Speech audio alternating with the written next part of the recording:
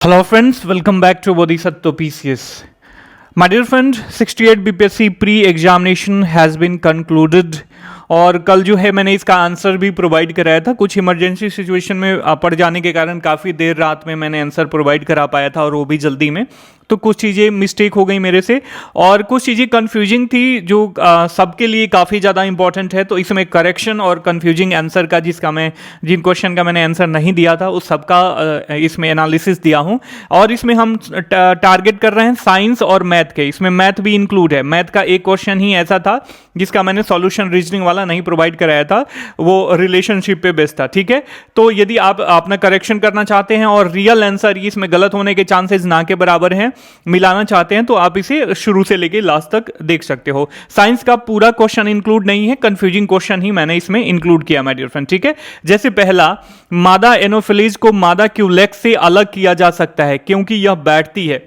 तो देखिए इसके बैठने के तरीकों को लेके ना इनमें अंतर किस प्रकार से किया जा सकता है। तो देखिए जैसे मादा एनोफिलीज की बात करें तो ये जो है रेस्ट करती है वाटर सरफेस पे पैरेलल, ठीक है, जबकि मादा क्यूलेक्स जो है सर्टेन एंगल पे वाटर सरफेस पे बैठती है। ठीक है, तो इसका सही आंसर होगा मादा एनोफिलीज को मादा क्यूलेक्स से अलग किया जा सकता है। तो एनोफिलीज कैसे बैठती है? Parallel to the water of surface. तो इसका सही आंसर होगा अधः स्तर की सतह के समानांतर। ठीक है, सी होगा इसका आंसर। ठीक है, आप मिला लेना जो भी सीरीज है। अब क्वेश्चन तो याद ही हो गया होगा, बहुत जगह से आपने आंसर मिलाया होगा।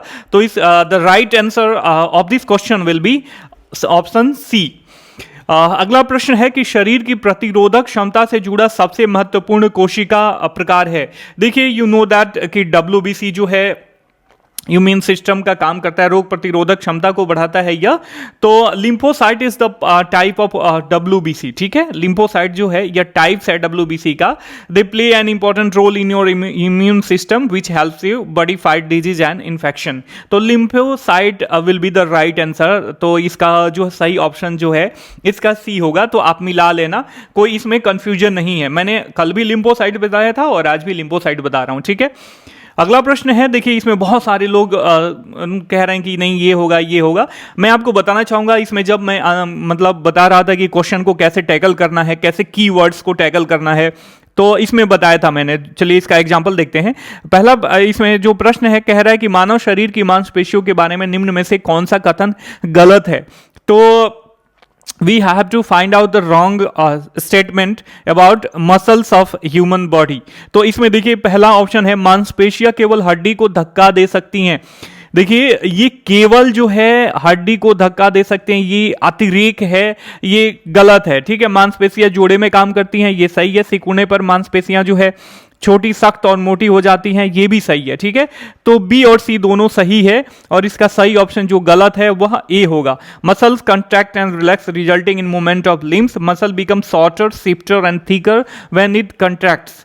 Muscles also protect bones and organs by absorbing shock and reducing friction in joint। ठीक है, तो ये सारी चीजें आप ध्यान में रखना। इसका सही ऑप्शन जो है ए होगा। अगला प्रश्न है कि 20 सेंटीमीटर फोकस दूरी के एक उत्तल लेंस के प्रॉपर्टी पे ये क्वेश्चन पूछा है कि सतह पर, देखिए ये कुछ चीज़ें ऐसी है ना, मैंने जब इसका इंग्लिश वाला क्वेश्चन पढ़ा तो चीज़ें आराम से क्लियर हो गई। तो मैं आपको बताना चाहूँगा कि कभी भी मैंने बताया भी था कि कभी आपको हिंदी में समझ नहीं आ रहा है तो उसी क्वेश्चन को आप इंग्लिश में भी पढ़ लें। उसमें लिखा होता है कि इंग्लिश वाला क्वेश्चन जो है 100% सही माना जाएगा और वैलिड माना जाएगा। यदि सही होगा तो सही होगा, गलत होगा तो गलत होगा। ठीक है, तो कह रहा है 20 सेंटीमीटर फोकस दूरी के एक उत्तल लेंस की सतह पर सफेद घोड़े का प्रतिबिंब बनाने के लिए बड़ी संख्या में काले रंग की पतली पट्टियां बनाई जाती हैं, वह प्रतिबिंब कैसा होगा। तो देखिए यह प्रतिबिंब जो है काली पट्टियों का एक घोड़ा होगा, ये ऑप्शन सी जो है सही है। Resulting image would be inverted shrunken version of the horse with black collars appearing at the dark horizontal bands across the image। ठीक है, तो horizontal bands जो है घोड़े पे आ सकते हैं और जेब्रा पे ऐसे ऐसे होते हैं। ठीक है, बट वर्टिकल बैंड्स होते हैं सर्कुलर फॉर्म में। ठीक है, तो इसका सही ऑप्शन जो है सी होगा। ठीक है, ध्यान में रखना। अगला जो प्रश्न है, निम्न में से कौन सा फोटो इलेक्ट्रिक उपकरण डिजिटल अनुप्रयोग के लिए सबसे उपयुक्त है। तो फोटो इलेक्ट्रिक उपकरण क्या है? ये जो है photo electric effect is the phenomenon where electrons are emitted from the material when it's exposed to light. तो ऐसे फेनोमेनन पे बेस्ड जो उपकरण होते हैं वो फोटो इलेक्ट्रिक उपकरण होते हैं। इसके एग्जाम्पल हैं photo resistor, photo diode, photo transistor, photovoltaic cells, barcode scanner, photovoltaic cells होगा ये, ठीक है, ये गलत वो हो गया है, barcode scanner, solar power calculator etc.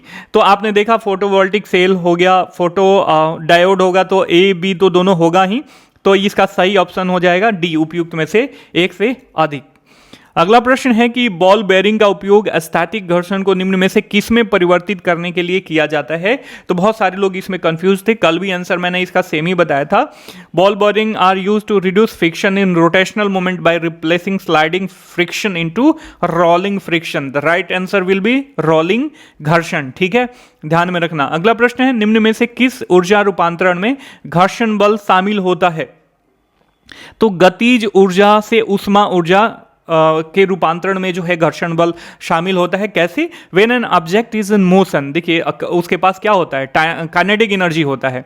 जब आप फोर्स ऑफ फ्रिक्शन लगाओगे तो वो चर करके ऐसे रुकेगा, तो उस फ्रिक्शन की वजह से जो है क्या उत्पन्न होगा, इंक्रीज थर्मल एनर्जी इंक्रीज होगा as a energy lost by the object is converted into heat, ठीक है। तो ये हो जाएगा आपका गतिज ऊर्जा से ऊष्मा ऊर्जा में रूपांतरण।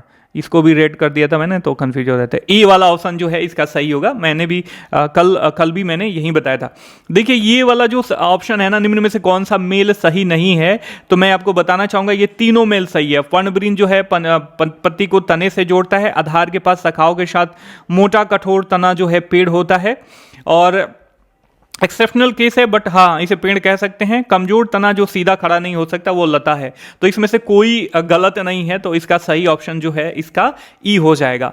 अगला प्रश्न है निम्न में से कौन सा क्लोरोप्लास्ट का एक लक्षण है जो उसे स्व प्रकृति के योग बनाता है। इसमें करेक्शन है, इसका जो सही आंसर होगा ना ओनली डीएनए, और कुछ और मटेरियल्स हैं, ध्यान रख लेना फर्दर के लिए यदि क्वेश्चन मतलब हेर फेर करके पूछे। Enzymes, membrane system, division apparatus जो है यह क्लोरोप्लास्ट को केपेबल बनाता है सेल्फ रेप्लिकेशन में, ठीक है, तो ध्यान में रखना। चलिए अगला प्रश्न ये रीजनिंग का है, मैथ रीजनिंग का प्रश्न है जिसको मैंने कल नहीं बना पाया था जल्दी में, मैं इसको समझा देता हूं। कह रहा है इन अ फैमिली ऑफ सब person B says R is the daughter of my sister A. B कह रहा है आर जो है मेरी सिस्टर ए की बेटी है, ठीक है। तो ऑब्वियस ए जो है फीमेल हो जाएगी और ब्रदर सिस्टर का ऐसे रिलेशन होगा, और माँ बाप का मतलब माँ पुत्री का या बेटा पुत्र का जो कुछ भी रिलेशन हो ऐसे हम वर्टिकली डिनोट कर मैंने करा है, ठीक है। अब कह रहा है who is the only daughter of T.